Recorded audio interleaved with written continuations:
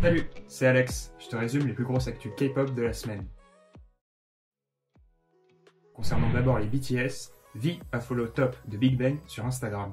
Mais après une vague de haine des fans internationaux envers Top, due à sa consommation de marijuana en 2017, V s'est rapidement désabonné. Parmi les critiques, de nombreuses menaces de ne plus soutenir V s'il décidait de collaborer avec le monde de Big Bang dans le futur. Les ARMYs, eux, n'ont pas manqué de prendre la défense de V, notamment avec le hashtag #FreeTaeyong sur Twitter. Après un peu plus d'un mois de service militaire, Jin a donné de ses nouvelles à ses fans sur Weverse. Le jeune homme a indiqué passer du bon temps. Il s'est directement adressé aux ARMYs en leur souhaitant d'être heureux et également de prendre soin d'eux. Un message qui a forcément beaucoup ému les ARMYs du monde entier. De son côté, Jimin est devenu le nouvel ambassadeur international de la marque de luxe Dior, rien que ça. Marque a dévoilé cette semaine des photos de Jimin dans un look coloré pour sa collection Summer 2023. Les ARMYs ont montré leur fierté sur les réseaux sociaux. Également à Paris, J-Hope a lui assisté au show de Louis Vuitton. L'arrivée des deux artistes à l'aéroport Roissy-Charles de Gaulle a failli susciter un mouvement de foule tant les fans étaient nombreux.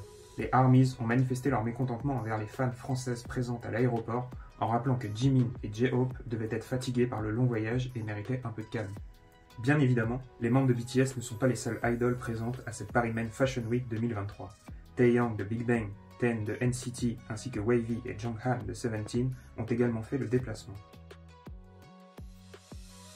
C'est peut-être la plus grosse et la plus inattendue annonce de ce début de semaine, Blackpink se produira au gala de charité des pièces jaunes qui se tiendra au Zénith de Paris le 28 janvier prochain.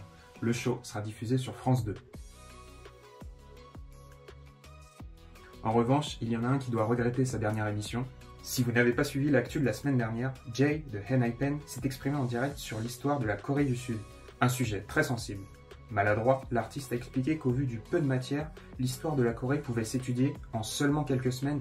C'est bien évidemment faux et très vexant pour les Coréens. Rappelons quand même que le premier royaume de Corée a été fondé en 2333 avant Jésus-Christ. Puisque ses premières excuses n'ont pas convaincu les Coréens, le jeune homme a adressé une lettre d'excuse sur Weverse. Il a notamment insisté sur son manque de vocabulaire et de connaissances, tout en indiquant qu'il n'avait pas conscience qu'il pouvait transmettre un mauvais message. Tout n'est pas rose entre certaines idoles et leur agence. 4 membres du groupe Luna, Heejin, Kim Lee, Jinsoul et Chori, ont remporté leur procès face à Blockberry. Leurs contrats exclusifs sont donc suspendus. En revanche, les 5 autres idoles restent pour l'instant chez le label. Affaire à suivre donc pour en apprendre plus sur l'avenir du girls band. Enfin, on termine cette semaine avec un peu d'amour. Choi Jong-woo et Shin Seul-ki de l'émission de télé-réalité Single Inferno ont officialisé leur couple. Les deux candidats devaient rester silencieux jusqu'à la fin de diffusion du programme. Tous les téléspectateurs ont donc eu la merveilleuse nouvelle d'apprendre que le couple était toujours ensemble depuis la fin du tournage. On leur souhaite évidemment beaucoup de bonheur. Et vous, quelle est l'actu qui vous a le plus marqué cette semaine? Dites-nous tout en commentaire et à bientôt pour de nouvelles actus sur K-Sélection.